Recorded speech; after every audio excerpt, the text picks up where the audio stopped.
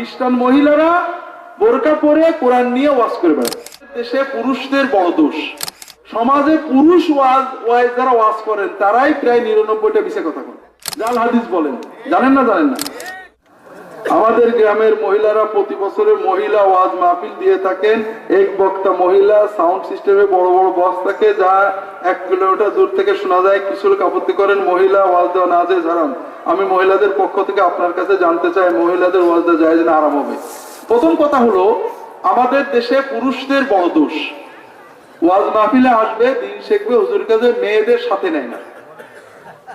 রাসূলুল্লাহ সাল্লাল্লাহু আলাইহি ওয়াসাল্লাম জীবনে খুব ভালো করে বলেন, সুন্নত আর বাড়ি বিরাট পাগড়ি পরেছে সুন্নত। রাসূলুল্লাহ জীবনে বউ না নিয়ে কোনো সফরে যান না।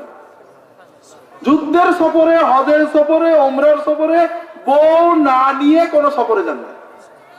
আর আপনি বিরাট আল্লাহর ওলি, পাগড়ি টুপি দস্তরখান পরে বউ নেন না, খালি হুজুরের বাড়িতে ঘুরে বেড়ান। তাহলে বউ দিন শিখাবে কে? এই জন্য আমাদের দায়িত্ব হলো, আমি বাড়িতে পর্দা করতে হবে। ওর ভিতরে যদি ইতমিনান না আসে, হুজুরের কথা বিস্তারিত শুনলে যে ইতমিনান আসে, আপনার কথাতে আসবে না। আর এসে বলেন হুজুর আমার বউ কথা শোনে, আর কথা শুনবে কি? তার শোনার পরিবেশ তো আপনি করে দেননি।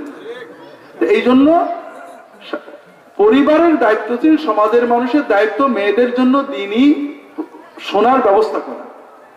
দ্বিতীয় হলো, সমাজে পুরুষ ওয়াজ যারা ওয়াজ করেন তারাই প্রায় 99টা মিছে কথা বলেন, জাল হাদিস বলেন।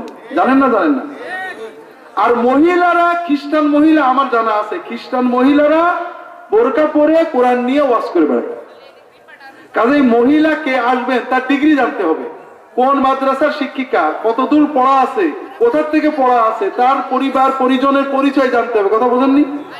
এরপরে যদি কোনো মহিলা পান, আলেমা পান, পর্দার সাথে সাউন্ড বক্স দিয়ে না, শুধু মহিলাদের শোনার মতো ব্যবস্থা করা যেতে পারে। তবে সুন্নত হলো মেয়েরা পুরুষদের আলেমদের থেকে ওয়াজ শুনবেন, প্রয়োজনে এলাকার আলেমরা মেয়েদের জন্য আলাদা ওয়াজের ব্যবস্থা করবেন, নবীজি করেছেন।